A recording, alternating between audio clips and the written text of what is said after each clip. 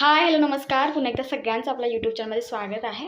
तर आपण जो काही कुळीत काढलेला होता, तर तो छान सुकलेला आहे आणि जेवढा सुकला आहे त्याचं आज आपण झोडणी करणार आहोत. म्हणजेच काय, तर कुळथाची झोडणी आहे आणि आज आपण झोडून वगैरे कुळीत सगळे काढणार आहोत. कारण की आता छान कुरकुरीत वगैरे मस्त झालेला आहे, जो प्रॉपर एकदम सुकलेला आहे. जर सुकलेला नसतं तर आपण केलेलं नसतं, कारण की ज्या शेंगा आहेत त्या चांगल्या सुकाव्या लागतात आणि जोरात ते दाणके वगैरे मारावे लागतात. त्याच्यामुळे शेंगा चांगल्या सुकाव्या लागतात, जेणेकरून आतला जो काही दाणा आहे तो बाहेर पडावा यासाठी. तर यावेळेस आपला जो काही कुळीथ आहे ना, तो फार कमी आहे. गेल्या वर्षी खूप चांगला झालेला कुळीथ आपलं. तर 1 ते 2 पण काहीतरी जास्ती झाले होते कुळीथ. तर ह्यावेळेस बघूया किती पायली वगैरे होतात. तर छान ह्यावेळेस पण ठीक आहे त्यातल्या त्यात, पण खूप चांगला झाला असता, कारण की पाऊसच खूप होता. त्याच्यामुळे पाणी साचून राहिलं शेतांमध्ये आणि जो काही कुळीथ रुजलेला होता तो सगळा पुसून गेला. जर खूप पाणी साचून राहिलं तर जे काही आतली जी झाडं असतील किंवा गवत असेल ते सगळं मरून जातं. त्याच्यानंतर मी पाटून पण टाकलेले होते जेव्हा पाऊस कमी झाला तेव्हा. पण तो एक पिरियड असतो प्रत्येक रुजण्याच्या झाडांचा, तर तेव्हा ती चांगली रुजतात. त्या पिरियडमध्ये तुम्ही जर तो पिरियड होऊन गेला असेल त्याच्यानंतर जरी टाकलात तरी ते होत नाही. तर रुजला नाही, काय काय टाळे रुजले, पण ते आता खूप उशिरापर्यंत. तर 2 शेतांमधलं आपलं कुळीथ काढून झालेलं आहे आणि आता झोडणी झालेली आहे. सो बघा कशाप्रकारे झोडले जातात. खूप मेहनत असते. कुळीथ तुम्हाला वाटतं म्हणजे तसं बघायला गेलं तर कुळीथाची जी काही शेती असते ती मोठ्या प्रमाणात केली जातेच, पण त्याला जास्ती काही खतं वगैरे लागत नाही. पण त्याच्यानंतरची जी प्रोसेस असते म्हणजे झोडण्यापासून पाकडण्यापर्यंत, धुवून परत सुकवण्यापर्यंत, त्याच्यानंतर ते खारटायला पण टाकावे लागतात. खारटणे म्हणजे काय, गेल्या व्हिडिओमध्ये पण मी तुम्हाला सांगितलं गेल्या वर्षीच्या.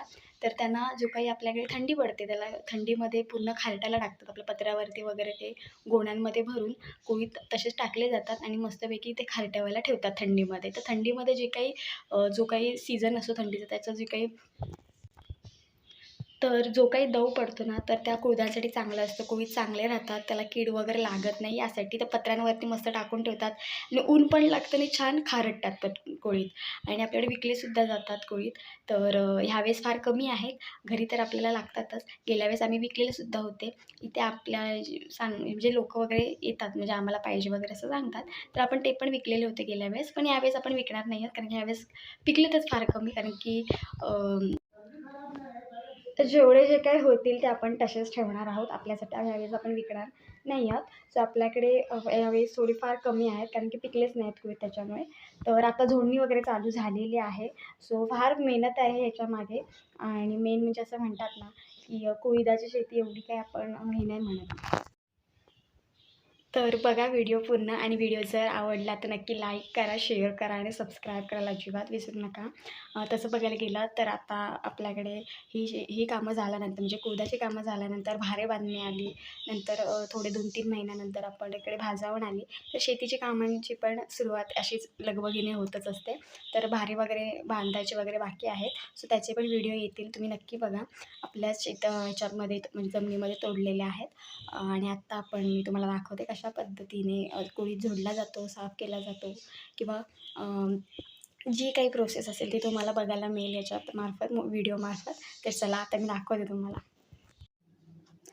तर बघू शकताय छानपैकी झोडून वगैरे इथे चालू झालेलं आहे. थोडक्यात झोडणी चालू आहे कुळथाची.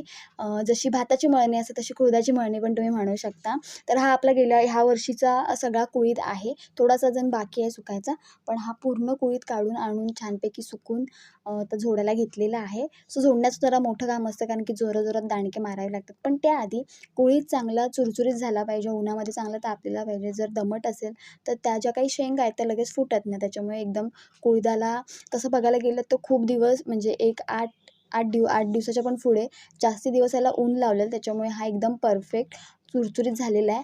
परफेक्ट चुरचुरी होण्यामागे कारण आहे, कारण की जर तुम्ही तसं होऊन नाही दिलं, चांगलं ऊन नाही लावलं, तर मग त्या शेंगा फुटत नाहीत. तर मग अर्ध्या शेंगा अशाच म्हणजे वाया जातात. तर तुम्ही चांगलं सुकवून घ्यायचं. आपण छान इथे सुकवून घेतलेलं आहे आणि आपल्या कुळथाची आज मळणी आहे. दुसरी गोष्ट म्हणजे अशी की जो काही भाग असतो तो थोडक्यात काय, तर यातल्या ज्या काही बिया पडून गेल्यानंतर हे जे गवतसारखं जे तुम्हाला बघायला मिळतंय, तर भुसा वगैरे पण कुळथाचा असतो. हे सगळं गुरांना घातलं जातं. गुरं आवडीने खातात. गाई गुरं जे काही असतात त्यांना हे दिलं जातं. तर आपल्याकडे म्हणजे आमच्या वाडीमध्ये वगैरे आहेत, तर आपण त्यांना हे देऊन टाकू, कारण की गुरं हे आवडीने खातात.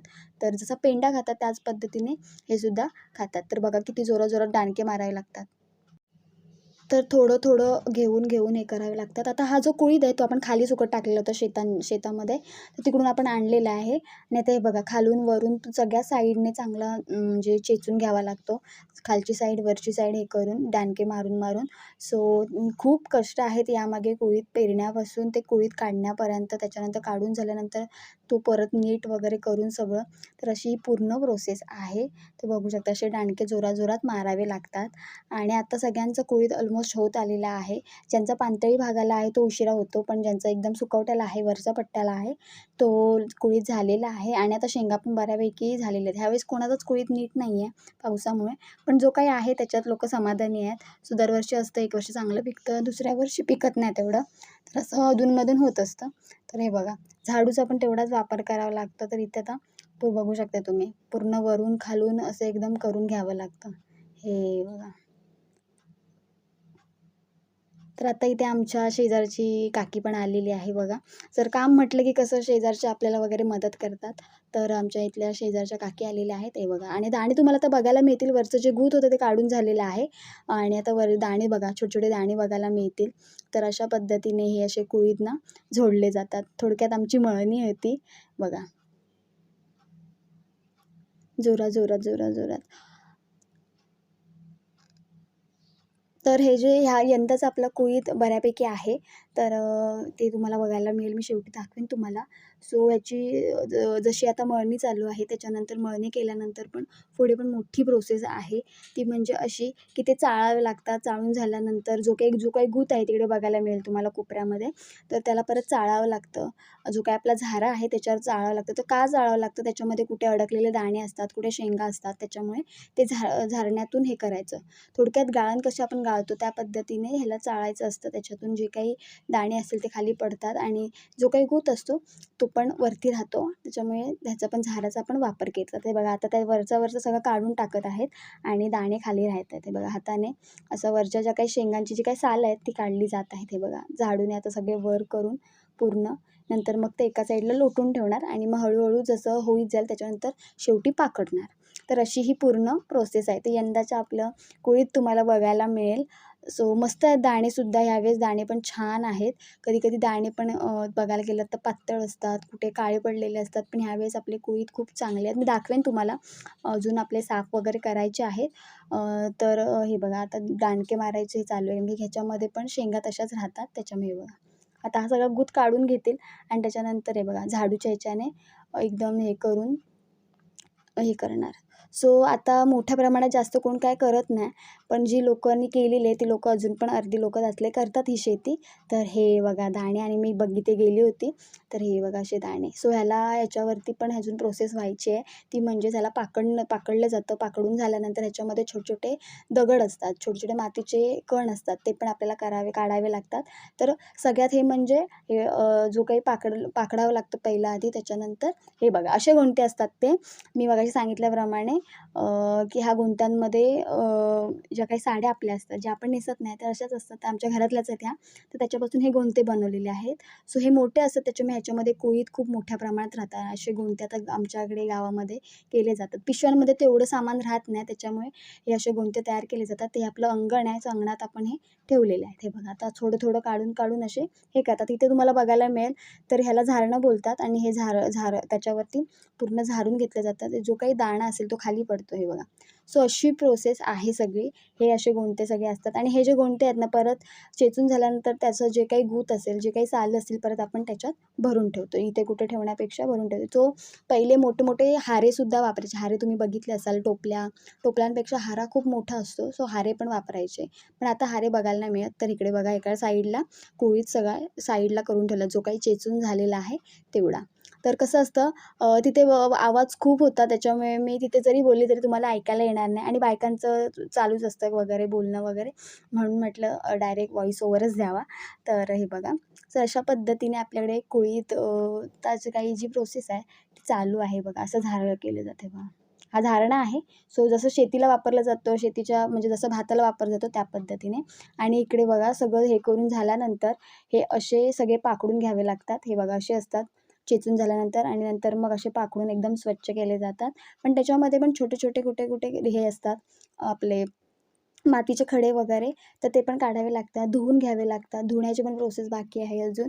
आत्ता ऑलमोस्ट फक्त ते आपण पाकडून घेतलेले आहेत. बाकीचे कुळीथ जे आहेत त्यातले साफ करायचे. साफ करून झाल्यानंतर धुणार आणि परत ऊन लावणार आणि नंतर मग खरटायला आपण टाकणार. सो व्हिडिओ आवडला तर नक्की लाईक करा, शेअर करा आणि सबस्क्राईब करायला अजिबात विसरू नका. तर यंदाचे आपले एवढे कुळीथ झालेले आहेत. थोडेसे कुळीथ अजून सोडायचे आहेत, पण एवढे नाही आहेत. पण हा सगळ्यात मोठा जो काही साठा होता तो आपण हे म्हणजे झोडून केलेलं आहे बघा. ते तिकडच्या ह्याच्यामध्ये तुम्हाला घमेलमध्ये बघायला मिळेल एकदम पाकडलेले, एकदम मस्त बघायला पण किती मस्त वाटतं. दाणा पण मोठा आहे. तर यंदा आपण सरकारी बियाणं पण घेतलेलं होतं, गावठी पण घेतलेलं होतं. असं गावठी आपल्या घरातलंच होतं आणि सरकारी बियाणं पण घेतलं होतं. मिक्स आहे कुळीथ. तर हे बघा असे आतमध्ये हे असतात ते वेचावे लागतात सगळे.